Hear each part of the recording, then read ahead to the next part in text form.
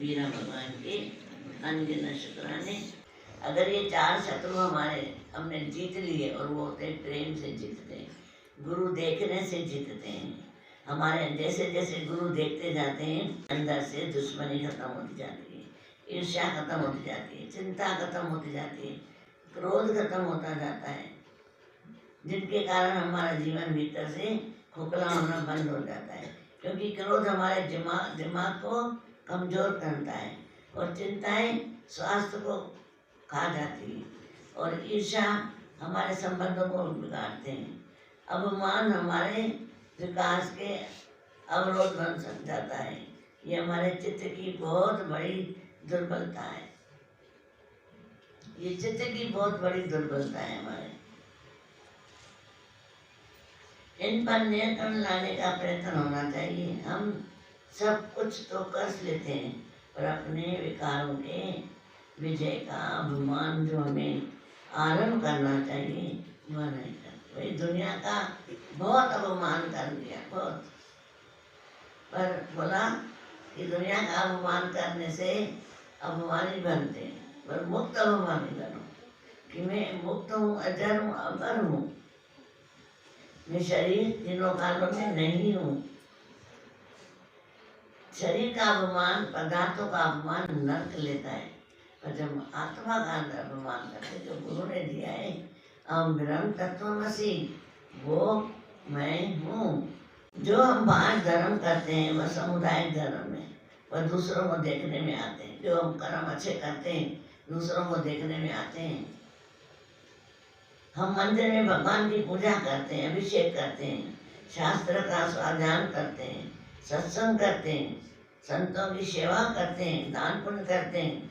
ये सब धर्म है जो दूसरों को देखने में आता है, पर यह समुदायिक धर्म है। ऐसा करते करते हम धर्म की प्रतिमूर्ति भी समझे जाने लगते। ऐसे हम संत भी बन जाते, करते करते संत भी बन जाते हैं।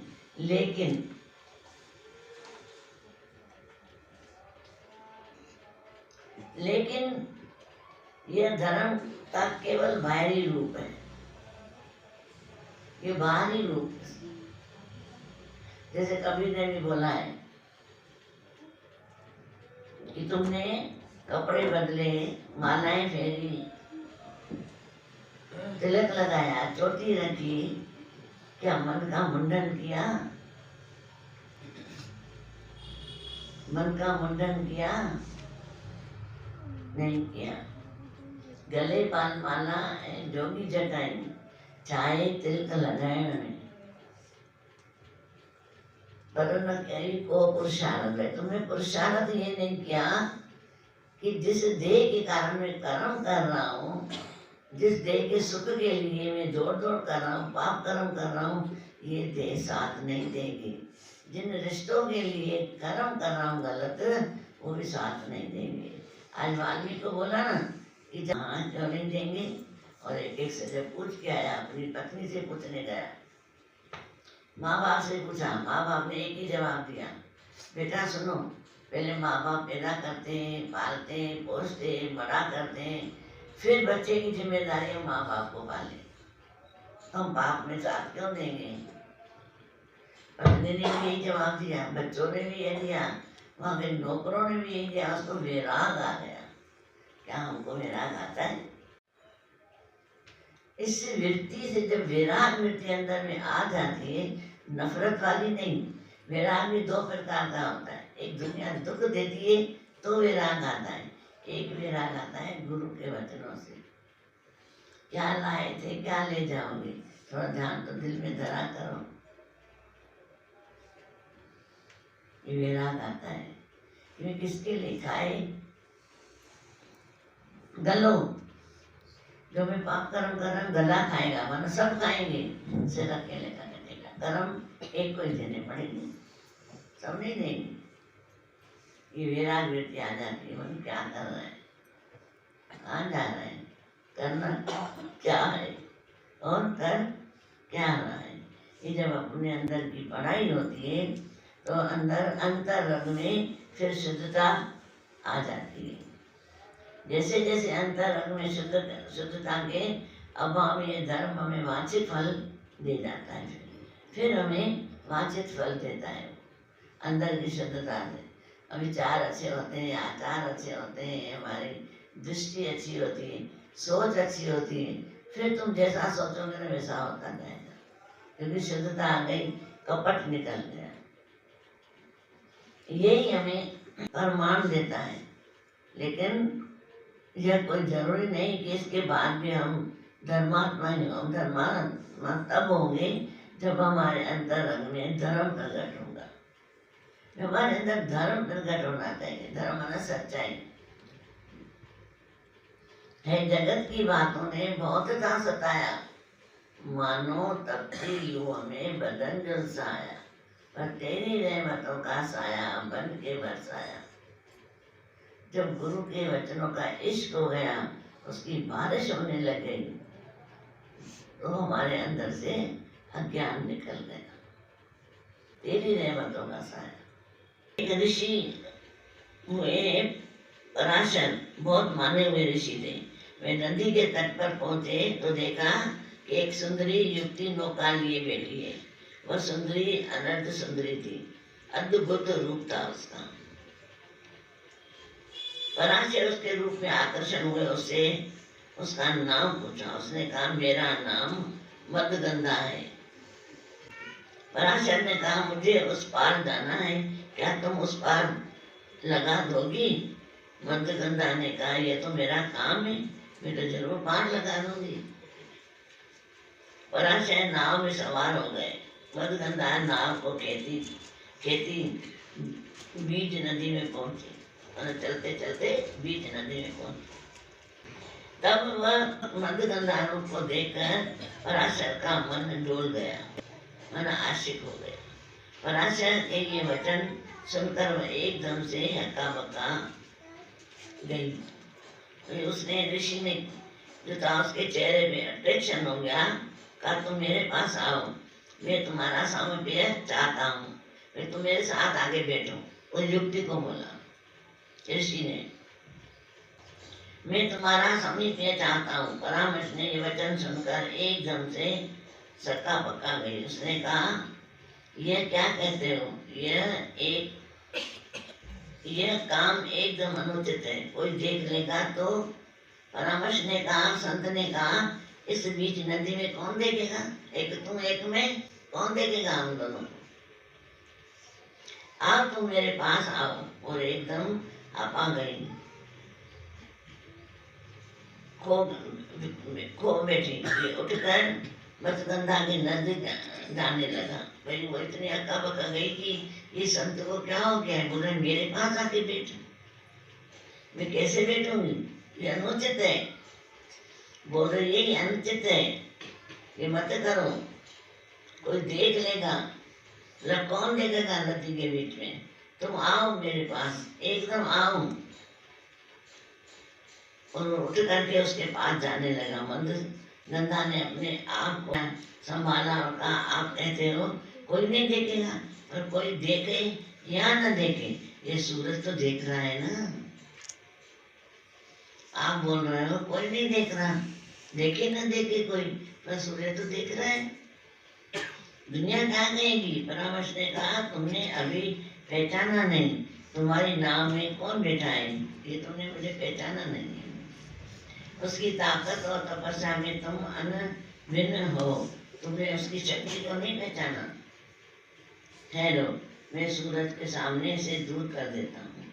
वो परामर्श ने मंत्र पढ़ा, फूका, वो बादल छा गए, सूरज को हटा दिया। और सूरज बादलों की ओट में आ गया। अब अभिमान से भरकर परामर्श ने कहा देख लिया न, तुमने मेरी शक्ति देख ली, मैं सूरज को भी प्रतिहत कर सकता हूँ, सूरज को भी ढकने की क्षमता मुझ में है। अब की बार मत्स्यगंधा की बारी थी। उसने परामर्श के मन को झकझोरते हुए कहा परामर्श आप में इतनी शक्ति अधिक है, सूर्य के प्रभाव को प्रतिहत करने की क्षमता आ गई, पर आप अपने विकारों को नहीं जीत सके। धिक्कार है तुम्हें। क्या बोल रही है नाविक, धिक्कार है तुम्हें, तुमने सब जीत लिया, सूरज को ढक दिया, बादल छा गए, पर तुमने अपने विकारों पे जीत नहीं पाई, धिक्कार है तुम्हें। सूरज को ढक लेना भी सरल है, पर विकारों को ढकना बहुत कठिन है। हमारी पहल भीतर की शुद्धि की है। अब शुद्धि समझना, हमारी पहल भीतर की शुद्धिकरण की होनी चाहिए। जब तक हम भीतर से नहीं समझते तब तक हमारा जीवन सुखी नहीं बन सकता। यह कोशिश हमारी होनी चाहिए। आज से 50 वर्ष पहले प्रवचनों में इतना आयोजन नहीं हुआ करते थे, कोई सत्संग इतना लंबा लंबा नहीं हुआ करता था। एक आदि मंदिर होता था, माथा टेक के चले आए थे, और अंदर से शुद्धता होती थी, बेईमानियां नहीं होती थी। इतने बड़े बड़े धार्मिक समारोह समागम भी नहीं हुआ करते थे। 50 साल ज्यादा लूट खटोल नहीं हुआ करती थी। उस समय मनुष्य के मन में इतनी हताशा और दुराशा भी भावना नहीं हुआ करती थी। उस समय मनुष्य इतना अधिक चिंताग्रस्त और कुटाग्रस्त भी नहीं हुआ करता था। माने उसके अंदर चिंता नहीं होती थी, टेंशन नहीं होता था, और दुश्मनियां नहीं होती थी इतनी। दूसरी तरफ जब हम देखते हैं कि इन सब बातों में बढ़ोतरी हुई है, वही मनुष्य के मन में अनेक बीमारियां आ जाती हैं। अब जैसे ये बातें बढ़ी हैं, राग द्वेष नफरत चिंताएं भय शोक, ये हमारे अंदर बीमारियां पैदा करी इन्होंने। अगले जमाने में इतनी बीमारी नहीं होती, सच्ची बात है ये। गले में दर्द होता था, होती थी पड़ोस में वो सुगंध करके जाती थी, गले का दर्द होता जाता था। और 1 मिनट में आज तो देखो कितनी दवाइयां लेते हैं, हर चीज की कितनी बीमारियां बढ़ गई हैं। तो ये फर्क है। सत्संग सुन के फिर गुरु हमको ये उतारता जाता है, चिंता किसकी कर रहे हो, क्यों कर रहे हो, बैठा है चिंता मत करो, गुरु बैठा है चिंता मत करो। और हमारे अंदर से राग द्वेष मिटा जाता है कि किससे राग कर रहा है, किससे द्वेष कर रहा है, तो सब में बैठा ही वो है। भगवान से दुश्मनी कर रहे हो, भगवान से राग द्वेष ऐसे करते सत्संग में बैठे बैठे हमारे अंदर से पूरी कलयुगता खत्म कर देता है गुरु।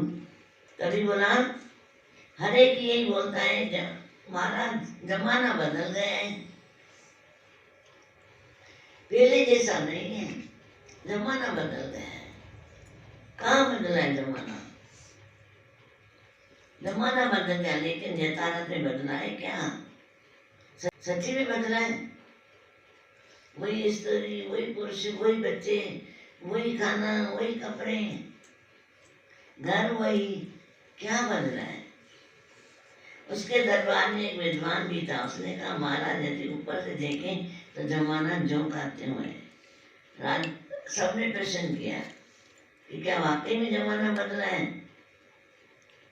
एक विद्वान बैठा था, उसने बोला कि देखें तो जमाना जो करते हुए, जमाने में कोई अंतर नहीं, लेकिन मैं अपने अनुभव की एक घटना सुनाता हूँ जिसको समझ में आएगा कि जमाने में क्या बदला है। आज से 20 वर्ष पहले जब जवान था तो मेरे पड़ोस में एक स्त्री रहती थी। 20 साल पहले जब लड़की को देखता था, 50 साल पहले तो बहन दिखती थी, उसे हमेशा भगनी सम्मान दिया जाता था। राजा आज 20 वर्ष बाद बूढ़ा हो गया, और वही पड़ोसदार दिखेगी, लेकिन तब मैं उसे देखता हूँ तो मैं अपनी वासना को आधार मानता हूँ। महाराज जमाना वही का वही, केवल हमारी दृष्टि बदल गई। जमाना वही है, पैसा वही है। अब पैसे में भी वासना बढ़ा, स्त्री पुरुष की वासना बढ़ी, अपने घर में बैठी है, दूसरों में वासना बढ़ गई, हवस बन गए, शिकार बन गए। आज फर्क ये है, और कुछ जमाना नहीं बदला है, वैसे का वैसा ही है। इसलिए इस दृष्टि बदल गई है, जिसकी दृष्टि बदलती है ना, सृष्टि बदल जाती है। इसलिए जिसकी नजरों में मालिक समाया, वो नजर क्या जमाने को देखे। जिसकी नजरों में मालिक समाया, वो नजर क्या जमाने को देखे। जो नजर देख लेती है तुझको, वो नजर फिर तरसती नहीं। एक बार जो देख ले गुरु को, वो नजर फिर तरसती नहीं। वो भरपूर रहती है, भीतर से आनंद में रहती है। और फिर खोज नहीं होती है कि भगवान को कहाँ खोजूं, दुश्मन को कहाँ खोजूं, दोस्त को कहाँ खोजूं। और ऐसा जीवन बना देता है, आनंद में, मस्ती में, खुद भी सुख लेगा, औरों को भी सुख लेगा। इसलिए गुरु के शुक्राने हैं, मानते मानते मानते गुरु के शुक्राने अपना जीवन सरल बना दे, तो जीवन खत्म हो जाता है ऐसे। इसलिए सारा खेल किसका है? नजरिए का। सारा खेल नजरिए का। एक संत किसी रास्ते से गुजर रहे थे, सड़क के किनारे मंदिर का निर्माण चल रहा था। मजदूर कार्य कर रहे थे। पता नहीं संत के मन में क्या भावना जगी कि रास्ते में एक और होकर पत्थर तोड़ते हुए मजदूर से पूछा, क्या कर रहे हो, क्या कर रहे हो? कड़वी निगाह से घूरते हुए मजदूर ने कहा, दिखता नहीं, पत्थर तोड़ रहा हूँ। कुछ आगे बढ़कर संत ने बोले, एक अन्य मजदूर से पूछा, भाई क्या कर रहे हो? मजदूर ने कहा, पेट पाल रहा हूँ, पेट पालने के लिए पत्थर तोड़ रहा हूँ। संत थोड़ा आगे बढ़ा और तीसरे मजदूर से पूछा, भाई क्या कर रहे हो? उसने प्रसन्नता से भरकर कहा, मंदिर बना रहा हूँ। अब काम एक ही था, पर तीनों की दृष्टि अलग अलग थी। एक पत्थर तोड़ रहा है, दूसरा पेट पाल रहा है, तीसरा मंदिर बना रहा है। संसार में सब जीते, जीने का तरीका अलग अलग है। नजरिया ये जो अच्छा बनाता है बिगाड़ता है। जाकी जैसी रही भावना जैसा फल देता है।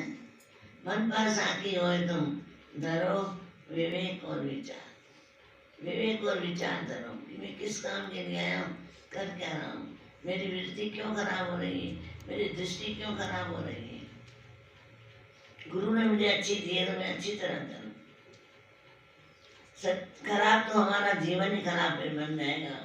सच्चे अर्थों में हमारा नजरिया जीवन को निर्मल बनाता है। नजर अच्छी हुई, मन निर्मल बनेगा, संतोषी बनेगा, प्यार वाला बनेगा। और जहाँ नजर खराब हुई, जमाना ही खराब दिखने लगेगा। आज ये दृष्टांत सबने सुना है ना, ये गाय घास नहीं खा रही थी, क्या किया? संत से पूछा, बोला सबको हरा चश्मा पहना दो। जब हरा चश्मा पहनाया तो सब घास खा गए, हरा दिखने लगा। ऐसे बोला, हमको भी गुरु ने आत्मा का चश्मा पहनाया। भाई जहाँ तक जाती दृष्टि है, जहाँ तक फैली सृष्टि है, जहाँ तक फैली सृष्टि है, जहाँ तक जाती दृष्टि है, सर्व मम रूप है, सर्व मम रूप है। ये हमारा व्यवहार बेहतर बना है।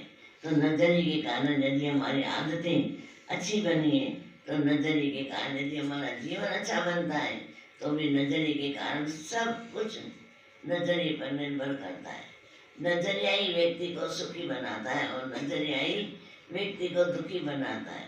हम यदि किसी की प्रशंसा करते हैं तो भी नजरिए के कारण। एक इंसान की आज प्रशंसा करोगे क्योंकि तुम्हारा काम अच्छा हो गया, कल अगर उसने अच्छा काम नहीं किया तो फिर उसका निंदा करने लग जाओगे। तो एक जैसी दृष्टि है ही नहीं। ये गुरु का नाम है जो हमारी दृष्टि एक शरीर की बनाता है। नजरिया व्यक्ति को सुखी बनाता है, नजरिया ही व्यक्ति को दुखी बनाता है। हम यदि किसी की प्रशंसा करते हैं तो नजरिए के कारण, और यदि किसी की निंदा करते हैं वो भी नजरिए के कारण। हम अच्छा करते हैं, यह भी नजरिए का परिणाम है। हम बुरा करते हैं, वह भी नजरिए का कारण है। हमारा सारा जीवन हमारी सोच पर, हमारे चिंतन पर, हमारे नजरिए और हमारे एटीट्यूड पर निर्भर करता है। हम क्या कर रहे हैं, हमारा व्यवहार हमारी सोच पर निर्भर करता है। जो कुछ भी हम बोलते हैं, क्रिया करते हैं, सब कुछ हमारे सोच से प्रेरित होता है। हमारी सोच हमारी वाणी में आती है और हमारी वाणी हमारे व्यवहार में उतरती है। सोच से ही वाणी और सोच से ही व्यवहार बनता है। हम अपने व्यवहार को बदलने का प्रयत्न तो जब चाहे कर सकें, पर अपनी सोच को परिवर्तन करोगे तो अपने आप ही बदल जाएगा संसार। प्रयास बहुत कम ही कर पाते, सब नहीं करते,